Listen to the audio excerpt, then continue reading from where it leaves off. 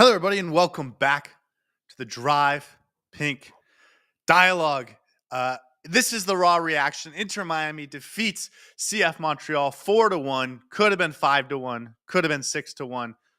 Could have been any number Inter Miami really wanted it to be. They were relentless in attack. I thought they had their swagger in this game, and I think that was the best part about it. Uh, Awful start to this game. Just about the most unimaginably bad start you could have, with Messi having the two worst touches of his Inter Miami career, and they just happen to come back to back. And I say that more as a compliment than anything because he never has a bad touch like that. Ultimately, uh, absolutely redeems himself with a couple world class goals. Uh, the same goes for Tadeo Allende, who had an unbelievable goal to get the scoring started for Inter Miami, and then Telasco Segovia with another beautiful goal in that second half to break the game open. He makes it 3-1. Messi makes it 4-1. And then Inter Miami, having overwhelmed and crushed the spirit of CF Montreal, overwhelms them throughout the rest of the game. They have moments where they are very professional and seeing out minutes through possession. They had moments where they were clinical and created opportunities for themselves to score. A couple that probably should have made the scoreline even bigger. Tadeo Allende had an opportunity that hits the post. Jordi Alba has an opportunity that hits the post. And it was one of those nights where Inter Miami could just get everything working. And even when it wasn't working, it was only off by an inch or two. And that's what kept this scoreline, I don't know if respectable is the right word, but from really getting out of hand. Um, there was a couple moments defensively where Inter Miami looked like they could give something up, and so I want to give Montreal a little bit of credit for creating some offense. They had a great set piece early in the second half that could have been something. Dante Sealy created an opportunity for himself in that first half and can't put the ball on target with enough force to get it past Ustadi, but he had an incredible dribble into the box. I thought he was really good in this game. I've seen Dante Sealy play about 10 times, and that was by far the best I've ever seen him play. I thought Jonathan Sirois was as good as a goalkeeper could be for someone that gives up 4 goals. He had some really nice saves, but ultimately he was just overwhelmed with shots on target. And ultimately, Inter Miami gets a 4-1 victory.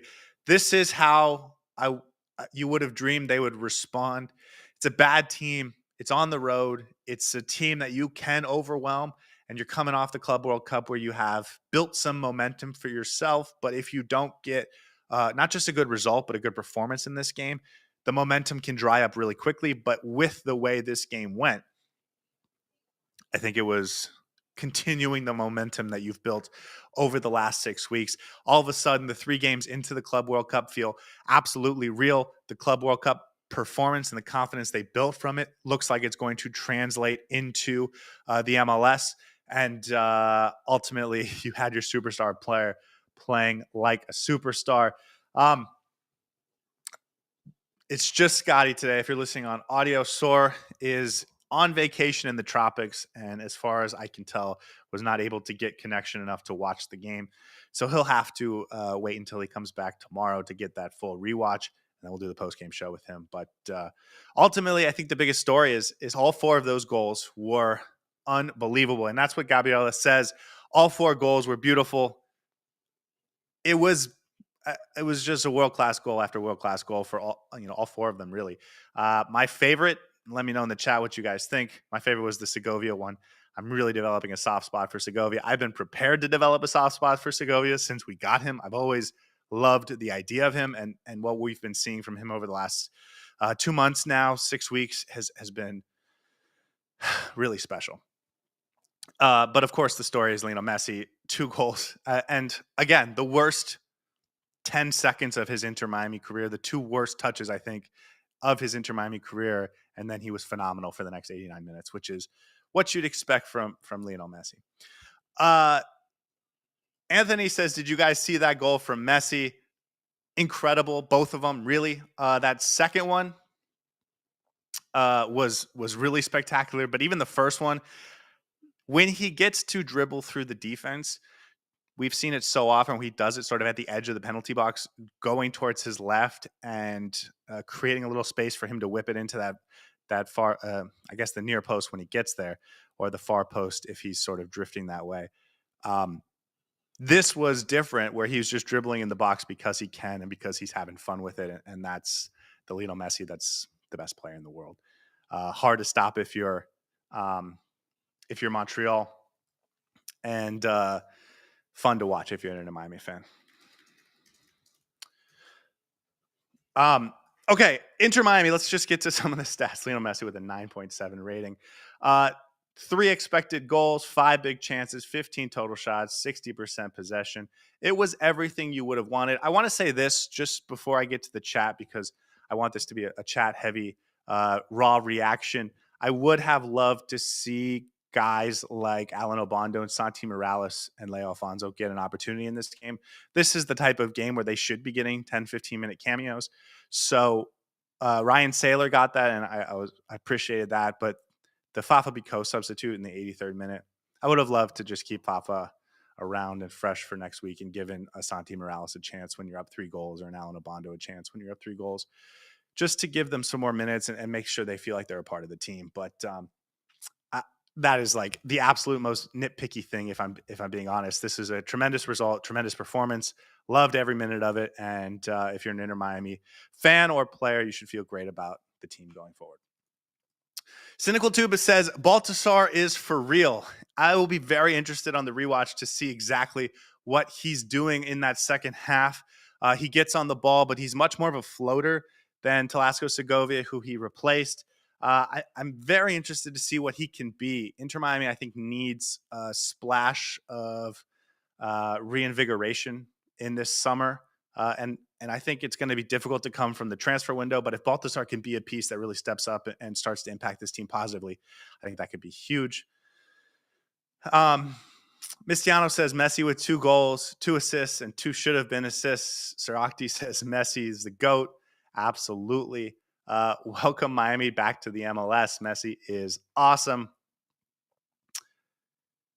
Josue says Allende's first goal is underrated because it created a reset for the entire team. Absolutely. I thought they were a little chaotic, maybe is the right word, in the first 10, 15 minutes of this game. And I thought Allende's goal really settled them down. And from that point on, they were very clinical. They created a couple moments. I believe that Jordi Alba shot earlier where he hits the post. It's just like for him, you can definitely take the shot, but it's an easy tap in for Suarez if you put it across. But again, Allende's goal was spectacular from him, and we haven't seen him hit a lot of goals like that. So at least from that part of the pitch. So again, for him to continue to be a goal scorer, I think is so good for this team. And now he's at 7 goals. We're about halfway through the season. If he finishes with 14 or 15 goals, I mean, it's an incredible addition for a 1-year loan for what we're paying for him, and for some of the sort of criticism he receives for his touch and all that stuff. What he does to open up the field, and then also the ability to finish, is it just makes him such a valuable piece. And if he can get a goal in a game, you're probably going to win, right? Unless you're playing sort of one of the best teams in the world. Strakti says he also showed the front office what he could do with a 9 in his prime. Okay. That goal in the second minute had me scared, says Niaz.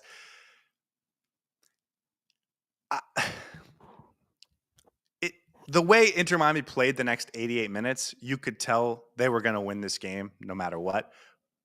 But I totally understand thinking in those first 2, 3, 4 minutes, it's like, oh no, we're back in MLS play. It doesn't feel quite as good. The guys aren't quite up for it, but they were absolutely up for it. And once they got the first goal, it was sort of a dam breaking type of moment. And as the Devonit says, it's a great win for Miami when they're in rhythm.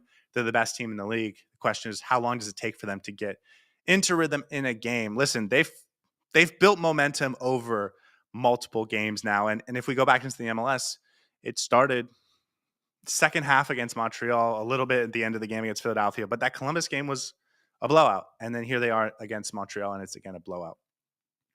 Now, listen, they're going to have to carry it through. They have a tough schedule coming up. But when they play like they did today, it is, like you said, it's the best team in the league. On paper, it's the best team in the league when you look at the players and their talent and their ability to push the ball forward and the ability to finish.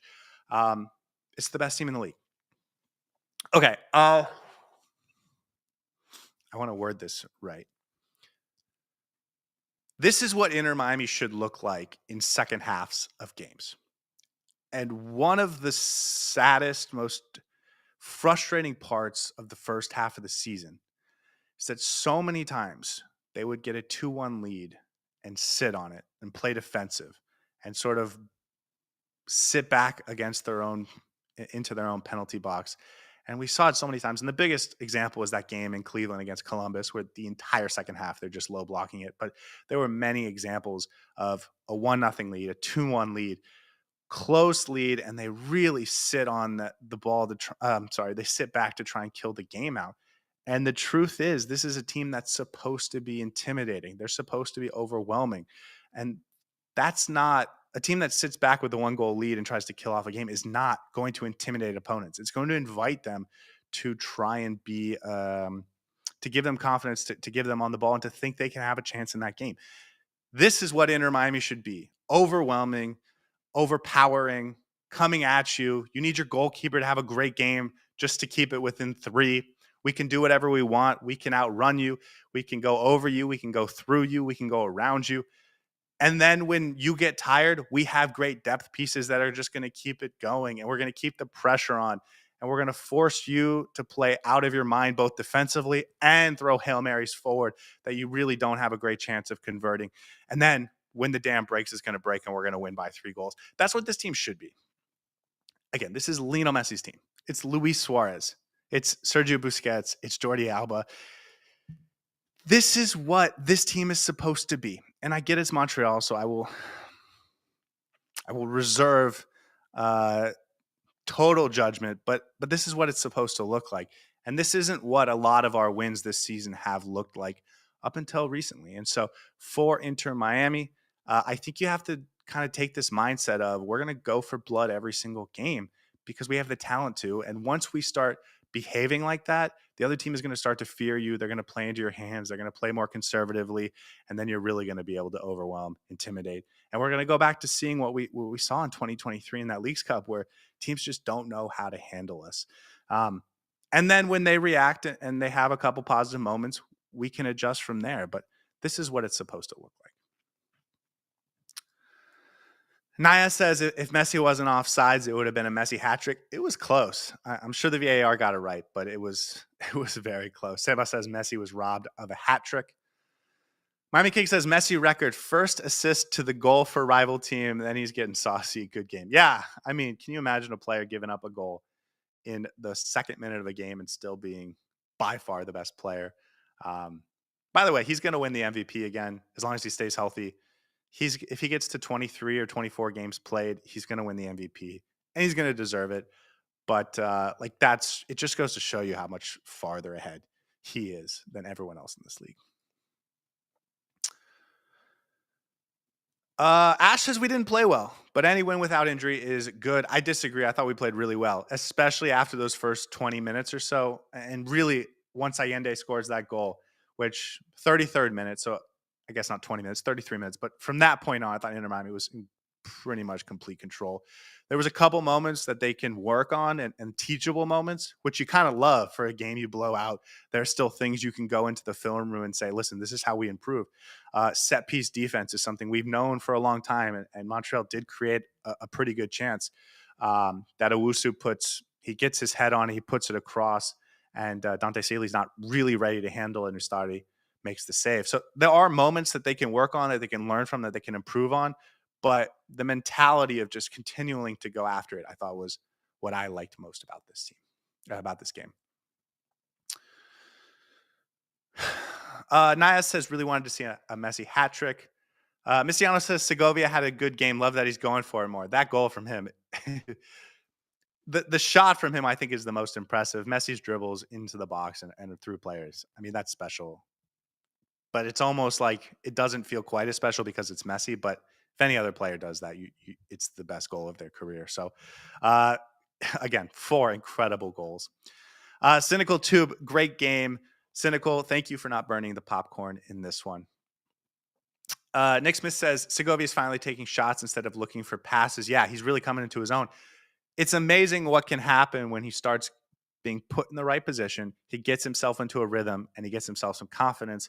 What he did against some of these best teams in the world in the Club World Cup, I think is going to stick with him for a long time. Um, he's a phenomenal player, and I don't think there's much else to say about it. Like Diego Gomez last year in the second half of the season, it's just a matter of appreciating him when we have him, because I'd be surprised if he's still with Inter Miami next season. Quasar says people need to calm down. It's the worst team in the league. Probably Messi with a few assists had a few assists that were wasted. Listen, that's fair. I'm going to get excited because I haven't seen the sort of mentality from this team that we saw tonight. But this is true. I mean, there were some really poor defensive moments. The midfield for them is not that is pretty poor, and so for Messi to dice it up is not as easy as it would have been for some other teams. But also, listen, he was doing similar things, not quite the end product, but in terms of racing through the midfield, he was doing that against teams that are better than anyone in MLS over the last couple of weeks. So uh, I think this is a good sign towards a trend. You'd like to see it one more time, two more times against better teams, and we'll get our chance against Nashville. And we'll get our chance against Cincinnati coming up. But this is what you want it to look like when you play Montreal. Missiano says, I'm playing myself because Segovia is getting sold. I just bought a Segovia kit, so now I feel satisfied that when he goes on to bigger and better things, I'll always have the momentum of his time at Inter Miami. Justin says Boosie is on fraud watch. We could talk about Busquets in the post-game recap.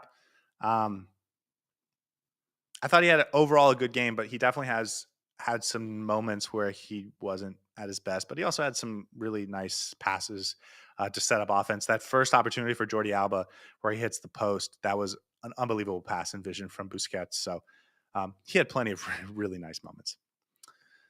SD says Segovia Golazzo. He's still on World Cup mode. Thomas Long says the GOAT has goated. Ash says, was Messi onside for that third goal? It was very close. I would love to see what the lines look like, because I would imagine you're talking about a couple inches either way. Mistiano says, just like Gomez, MLS can't retain young talent. Here's the thing about Talasco Segovia. I think this isn't going to happen. Let me be perfectly clear. Messi, I'm 100% convinced is going to sign a contract extension. But if for whatever reason your star player as a veteran announced he was going to retire or something to that nature, Segovia is the type of player that you would pay DP money and build your team around. Like, I think he's that good. But when you're just sort of a role player and you're not on the big money, Segovia, I don't think is one of the top 10 paid players on this team. Like, he's going to have opportunities to go play at the highest level. They're going to pay him a lot more. Like, you can understand why he would go. But I think the MLS has the ability to make him your star player if you wanted to. But with Messi and with all the guys that Messi can bring, like, Segovia isn't, like, he's got other things he's got to do with his career.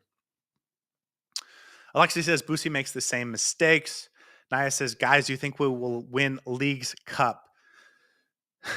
I want to hold the brakes on winning trophies at this point. I thought this was an excellent game, though, and I want to see them move this into the rest of the season. Sarakti says, I'm standing on business. That first assist was a lovely display of what he could do game in and game out with a 9 in his prime. Interesting question. Let me come back to that one. I'll start. Tunde says, Messi masterclass, it seems. Okay, I will admit something about Messi. I thought going into that Philadelphia game after we lost to Orlando City 3-0, and it was really a low point. He does the interview.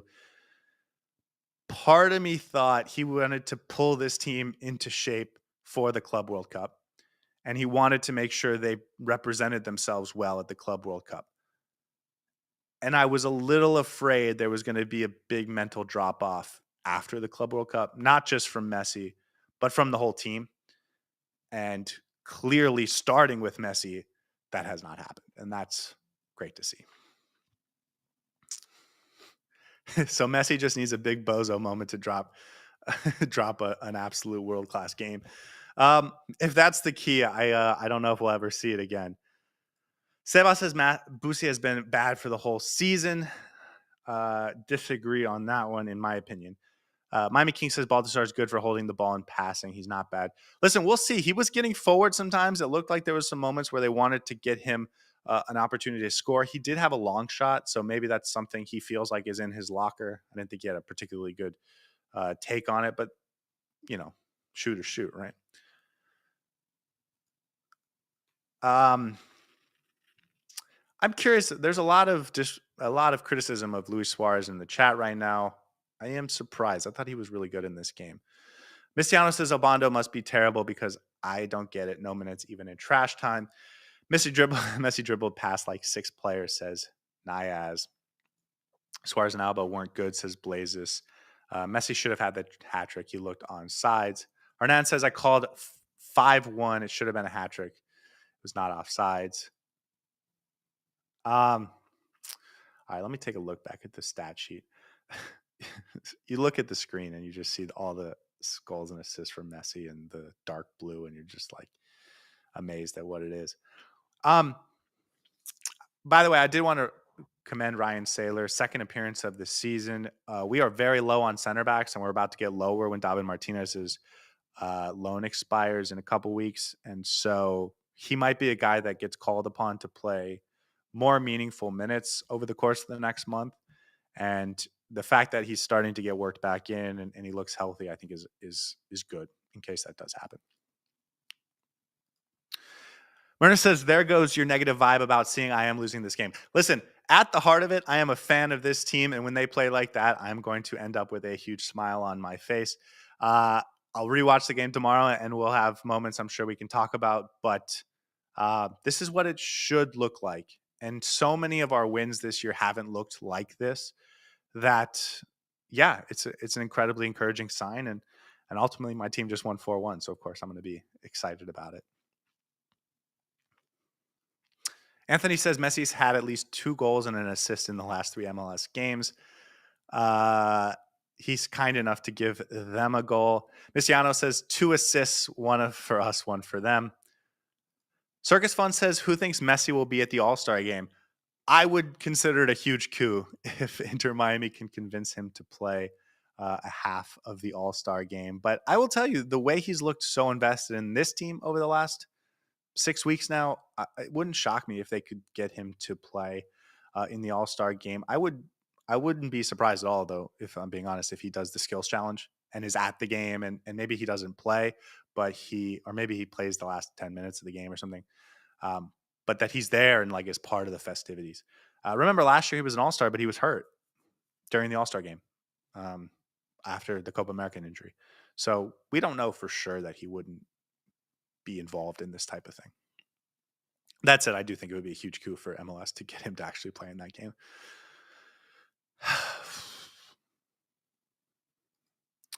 Tunde says, great win, but it's Montreal, sterner tests ahead. That is true, and that is something we will get into moving forward. Inter Miami's next game is against the New England Revolution this Wednesday. So while the New England Revolution, are a much better team than this Montreal team, they're not world beaters, but it is on the road and it is on turf.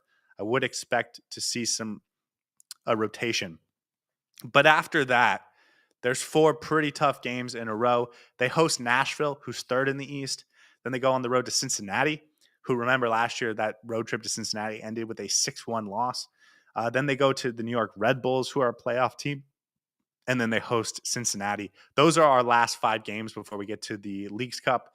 So it's going to get much tougher. A couple games on the road and some of the best teams in the Eastern Conference, which is an opportunity to really pick up points on your rivals if you're trying to climb the table in the Eastern Conference, but also is a sterner challenge for sure.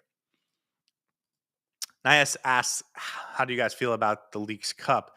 Yeah, again, just going to save that conversation for another time. It's too early for that. Seba says, what'd you guys think about Ustari today? I didn't think he had any big moments that required something spectacular, but I thought he made all the routine moments, and sometimes that's all you have to ask for from a veteran goalkeeper, in my opinion. Circus Fun says, I'm really starting to like the way that Segovia plays. Man, he is a special talent. I really do believe that. This was an incredible find by Inter Miami, and I guess give a lot of credit to Javier Mascherano because he played against him and scouted him and or I guess coached against him for the U20 team or U23 team. But yeah, no, he's a real talent.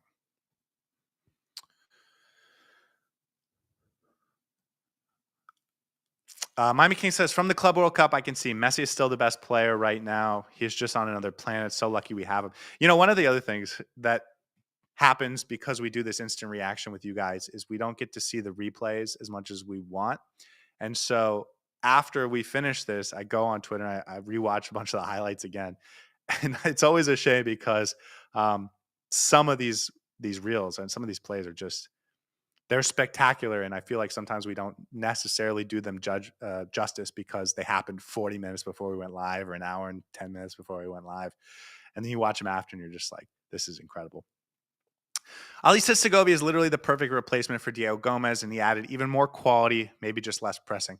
They're different players, but from a role filling perspective in terms of a talent in the midfield, certainly I think he filled that role pretty well. And I think uh, when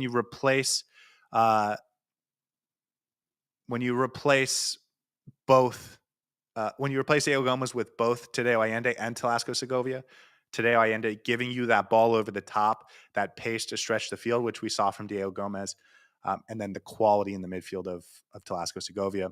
I thought that it's just really nice to see. Cringe Segovia will be sold soon, just like Gomez. He'll play for the remainder of the year and leave once the season is done. Yeah, listen, the thing with Segovia is he's not. I would be surprised if he's sold this summer. I would be really surprised. Um, but whether there's a deal this summer to sell him in January, that wouldn't surprise me. But also, I could see him staying around till next summer because some of these European teams they don't save that much in their budget for the January window, so he could stay for until next summer. But I would be shocked if he stays beyond next summer. VM says, don't forget to hit the like button. I appreciate that. And for anyone that does that, and for everyone that does that and writes comments in the chat, I really appreciate it. One of the most unexpected but fun things about doing this is getting to interact with you guys as fans in the moment, in the emotion, and all that stuff. And so I try and end every episode by saying this, but you guys really do make this so much more fun. Corinne says MLS is a league where you build players and sell. This league is about development. Build fresh young talent, bring players from overseas or South America looking for minutes or a transition. Listen, there is an exception to that. And the exception is you bring a player in, you can make him your star player, and then you can keep him around forever. And you see plenty of examples in the league like that, right? The Galaxy are trying to do that with Ricky Puig. And I'm sure there's plenty of other examples if I thought about it for 5 minutes. But Inter Miami with Lionel Messi and Suarez and Busquets, like that's not what they're trying to do right now. So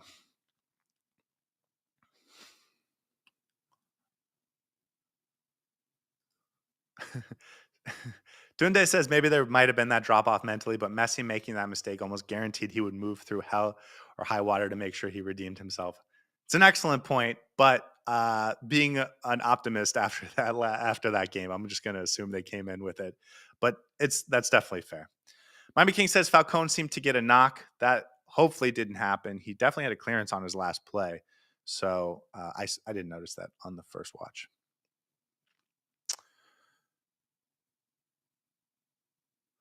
David says, why pay for Obando and he doesn't even get minutes, just paying him to train? I don't want to be negative in this episode because this was a really fun game and awesome to watch. I mentioned at the beginning that it would have been nice to see Obando. I think there's a real chance he starts on Wednesday. And I think if I knew he was going to start on Wednesday, I'd be comfortable with him not playing in this game. But I'm not 100% sure he starts on Wednesday, knowing Mascherano and knowing how he operates with his star players. So, it's one of those things where I don't really want to criticize a coach for not playing his backup striker in a game when they just won 4-1 and everyone's feeling good about themselves.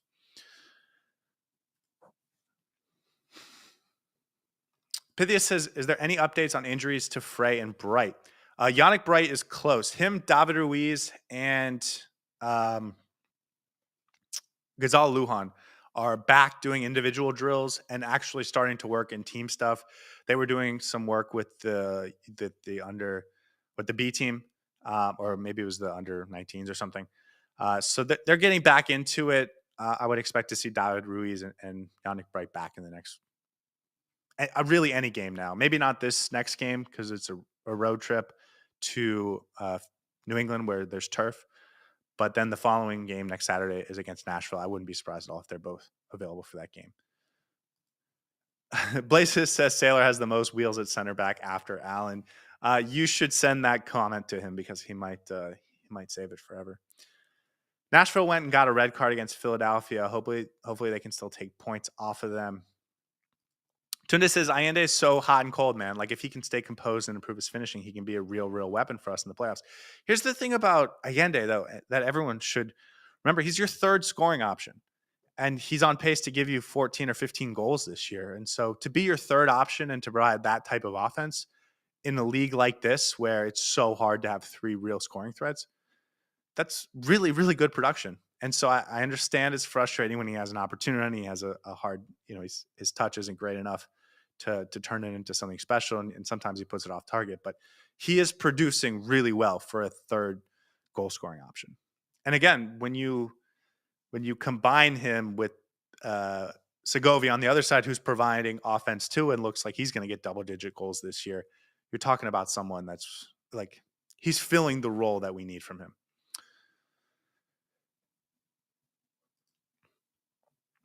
Tunde says, I get that, but with Suarez, we're left to put this burden on Allende. Last thing I'll say on Suarez, and then I'll wrap it up. I thought he had a really good game today, actually.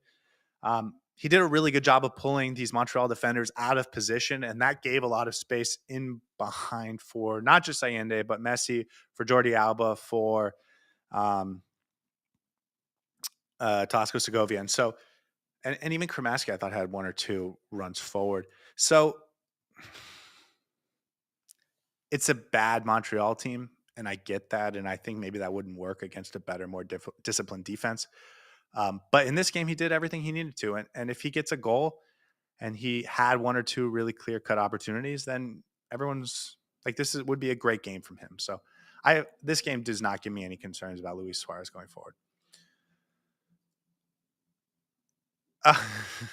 Wrestler says Suarez is bad. Without him, we can easily score 8 to 10 goals. We should bench Suarez. Okay, guys, I'm going to leave it at that. Soar is traveling back tomorrow, so I'm not sure if we'll do the post-game tomorrow or if it will be Monday night, because I know he gets back late and then he'll have to watch the game because I don't think he had an opportunity to watch it tonight. So I don't know when we'll be back, but it's a busy week coming up with a couple games, both on Wednesday and next Saturday. So lots of Heron ball and lots of Drive Pink dialogue. Hopefully we get to celebrate more games like this. Guys, we will see you next time. Enjoy your night. Enjoy this win. And see you guys next time. Hey everybody, thanks for tuning in. Do us a favor and hit that like and subscribe button. Since our first viewer, sharing this with you all has been the very best part. So from the beginning until the end, thank you for being a part of this and have a wonderful day.